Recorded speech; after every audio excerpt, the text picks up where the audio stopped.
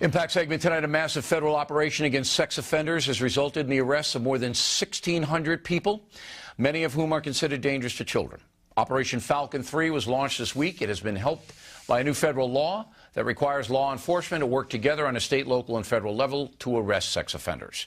Joining us now from Cleveland, Ian Friedman, a criminal defense attorney who does not like the new law. Why not, Counselor? Good evening, Bill, and good evening to your viewers.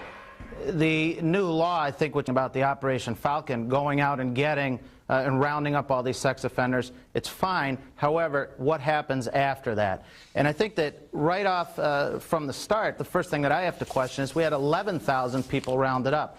So we're really only talking about 15% of those being sex offenders. Why then the focus on that? We had murders, we had kids in gangs, we had all sorts of violent offenders.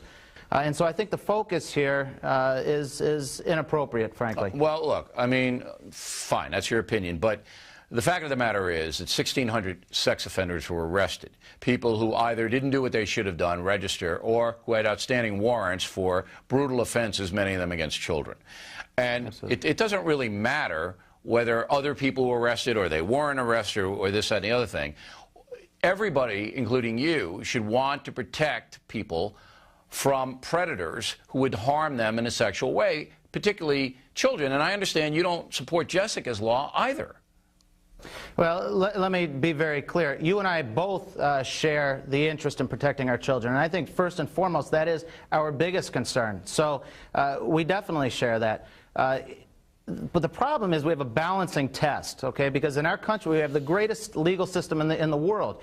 And we have to balance the rights of protecting our children, granted that first right, with also affording those who are accused of these heinous crimes the protections, you know, as we know. One is but I mean, they got lawyers like you. If they're arrested for any crime, they hire Counselor Friedman.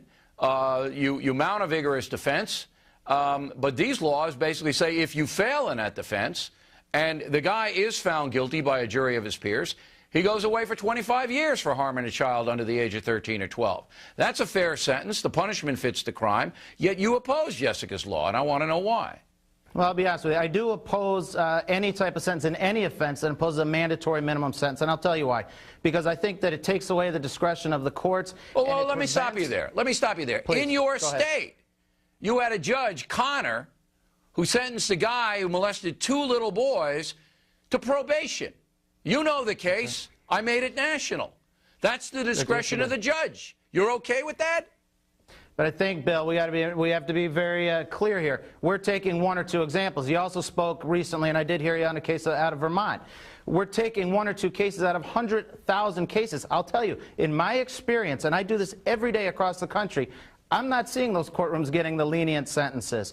You know, we hear of these sentences in Vermont of the 60 days. I'm not seeing that, and so I don't think that's the norm. Just because you're not seeing it doesn't mean it doesn't happen. It happens all the time. Look at Jessica Lunsford. She's dead because the alleged killer, John Cooey, was out and running around, and the state of Florida didn't know where he was. So, no question. Look, you have to balance, as you said, rightly said, the protection of children against these terrible people. And if they're convicted of raping a child or brutalizing a child, felony sexual battery, they've got to go away for 25 years. And some idiot judge like Connor in your state can't be allowed to pervert the whole system that you say is the best system in the world. I'll give you the last word on it. Thank you. You know, again, you're talking about extreme instances. I also see other extremes, the opposite end of the spectrum being other offenses where people are getting disproportionate sentences, a lot longer, and eliminating any effort at rehabilitation at all. Yeah. So I think here, again, the balancing test is there. As long as, I'll tell you though, in the last word, as long as we are following this system and making sure that those people get a fair trial along the way, the discretion is to the judge. Not for me.